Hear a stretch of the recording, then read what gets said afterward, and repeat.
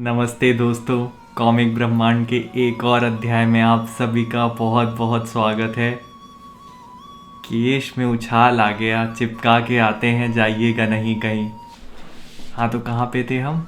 हाँ, बाज एवं सर्द पक्षी के पिछले उपाख्य को देखने से पहले हम तो नृत्य ही कर रहे थे, आप सभी ने देख लिया होगा। लेकिन क्या बताएं, हम पिछले उपाख्य को देखने के बाद से हमारी तो निंद्रा ही जा चुकी है।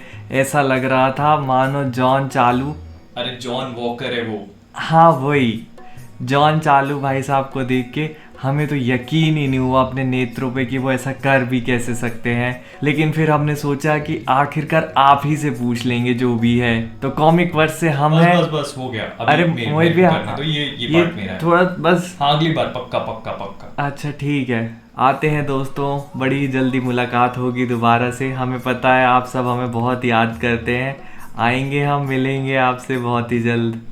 हाँ, तो कॉमिक वर्स से मैं हूं मोहित और आज हम लोग बात करने वाले हैं कि falcon and the winter soldier में जो कुछ भी यूएस एजेंट जॉन वॉकर या कैप्टन अमेरिका जो भी है इन्होंने किया, क्या ये सही में सही था या फिर नहीं। तो बिना किसी की भी छाती फोड़े चलिए शुरू करते हैं।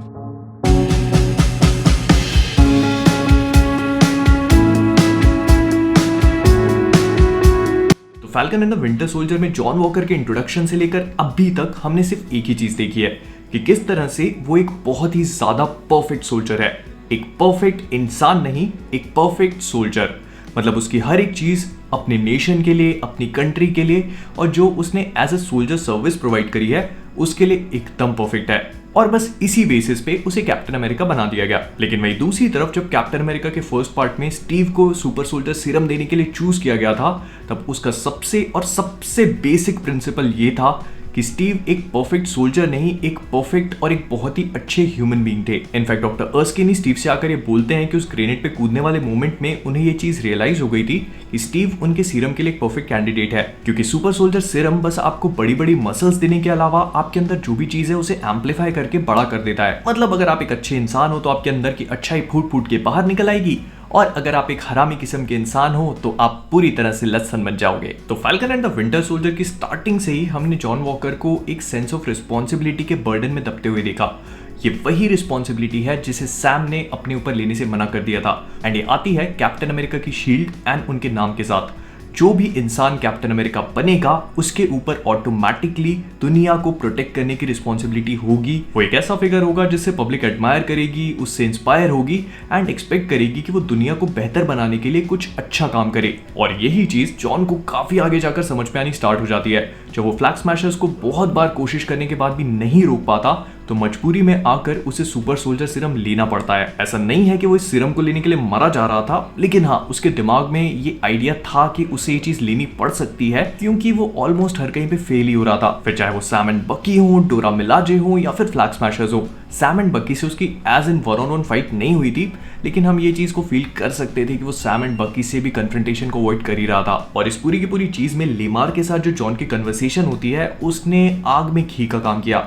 जब जॉन को ये चीज समझ में आ गई कि लेमार खुद भी ये चाहता है कि जॉन उस सीरम को ले ले, तब जॉन ने फाइनली उस सीरम को कंज्यूम किया। और फिर अगर हम बात करें कि जॉन ने जो कुछ भी एंड में किया वो सही था या नहीं, तो इसमें दो पर्सपेक्टिव लेके चलने पड़ेंगे। पहला तो ये कि जो कुछ भी जॉन ने किया वो सही था। तो अगर मैं ऑनेस्टली बात करूं तो पहले इंप्रेशन में जब मैंने इस एपिसोड को देखा था तब मुझे सबसे पहले यही चीज लगी थी कि ये चीज सही कैसे हो सकती है।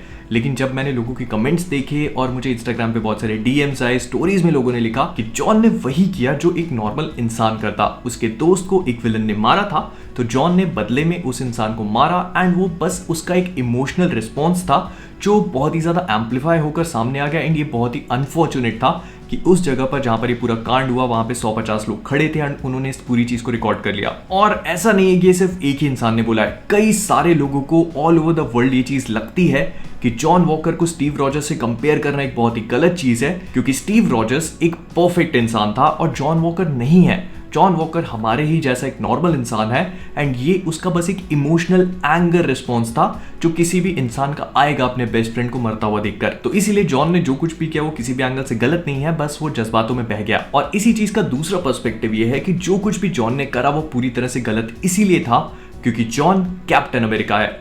स्टीव रॉजर्स नहीं, वो कैप्टन अमेरिका है। हम लोग ये चीज वैसे भी उससे एक्सपेक्ट नहीं करते कि वो स्टीव रॉजर्स बनेगा, मतलब एक परफेक्ट इंसान बनेगा। लेकिन हाँ, अगर वो कैप्टन अमेरिका की शील्ड को उठाता है, उसकी कॉस्ट्यूम को पहनता है, कैप्टन अमेरिका के नाम को अपनी छाती पे पहन के घूमता है, तो ये उसका फर्ज है कि वो सिर्फ वही करे जो सही चीज हो, जो उसे लगता है या हमें लगता है सही नहीं है, जो सच में सही चीज है। और जानते हैं इस पूरी सिचुएशन में सबसे सही चीज क्या थी जो कोई भी सुपर हीरो करता डेडपूल या पनिशर को छोड़कर? उस थानोस चाटू को मारना नहीं, बल्कि उसे अरेस्ट करना। मैं मानता हूं कि हर कोई टाइम टू टाइम जज्बातों में बह जाता है एंड एंगर रिस्पॉन्स एक बहुत ही ह्यूमन चीज है और किसी से भी हो सकती है।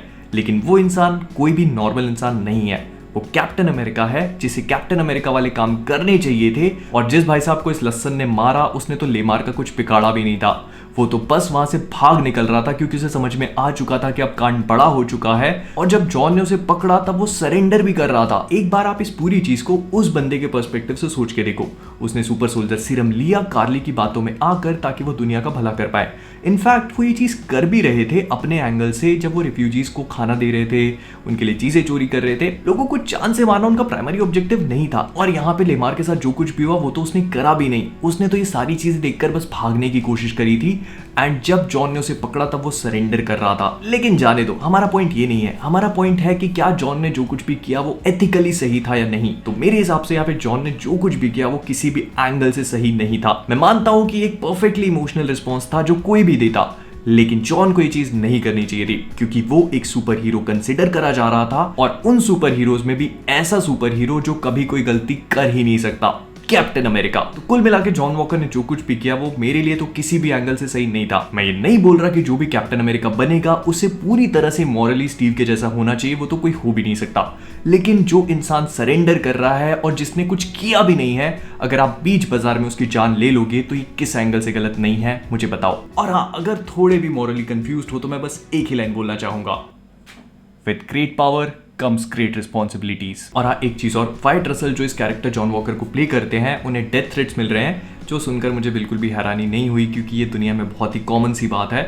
और ये बताता है कि वाइट ने इस कैरेक्टर को कितनी अच्छी तरह से प्ले करा है, जो मुझे बिल्कुल भी हैरान नहीं करता, क्योंकि इनके पिताजी कर्ट रसल, जो एमसीयू में ईगो का रोल प्ले कर चुके हैं, एक प्लैनेटरी लेवल का लसन, वो बहुत ही ऑसम थे। तो अगर पिताजी इतने बड़े लसन बन सकते हैं तो बेटा छोटे मोटे रोल तो प्ले कर ही सकता है। एंड हाँ, मैं कैरेक्टर को लसन बोल रहा हूं, एक्टर को नहीं। तो विद दैट बीइंग सेड, हम लोग इस वीडियो को यहीं पे रैप अप करेंगे। अगर आपको ये वीडियो पसंद आया हो तो प्लीज इसे लाइक और शेयर करना मत भूलिएगा। फिर इसके बाद अगर आप सभी लोग कॉमिक वर्स पे नए हैं तो वो नीचे वाला सब्सक्राइब बटन आपको अभी भी लाल रंग का दिख रहा होगा। मेरे पीछे वाली लाइट जो नीली है उसके जैसा नहीं, लाल कलर का दिख रहा होगा आपको, तो उसे टच करिए और तुरंत ही ग्रे बनाइए। फिर अगर आप सभी लोगों ने मुझे फेसबुक, इंस्टाग्राम, ट्विटर, डिस्कॉर्ड पे फॉलो नहीं किया है तो कर लो फ्रेंड्स, दुनिया जमाने में है अपन। और हाँ, मेरा एक और चैनल भी है, तो वहां भी चले जाना। गलती से ऊपर लिंक फ्लैश हो रही होगी, जाके सब्सक्राइब कर लेना। और अगर आपको ऐसी ऑसम टी शर्ट चाहिए, मुझे पता है कि मैं captain America, falcon and the winter soldier के वीडियो में फ्लैश की टी शर्ट पहन के बैठा हूँ, पर सब धुलने में पड़ी हुई है। तो इसीलिए अगर आप सभी को ऐसी ऑसम टी शर्ट चाहिए, एकदम रिफ्लेक्टर टाइप की, पोकेमॉन भी आ चुके हैं, बहुत दुनिया जमाने के कलेक्शन अपन ने लॉन्च कर दिए, तो जाके एक बार चेकआउट कर लेना। डिस्काउंट के लिए सुपरमैन कोड का यूज करना मत भूलना। तो इन सब चीजों के बाद फाइनली कमेंट्स में मुझे ये चीज बताना कि आपको क्या लगता है, जॉन वॉकर ने जो कुछ भी किया वो सही था या नहीं। तो जाने से पहले कॉमिक वर्स से मैं हूं मोहित, और आप सभी लोग stay safe, stay inside, and as always keep being awesome. Last warning to you, let's go uncle. लगता है इसके पीछे कोई बहुत बड़ा आदमी है, लेकिन मजनू भाई और उदय भाई से बड़ा आदमी और कौन हो सकता है? एक ही हो सकता है। Come man, come, you come man. What about me? Hey, could have gone straight and taken it.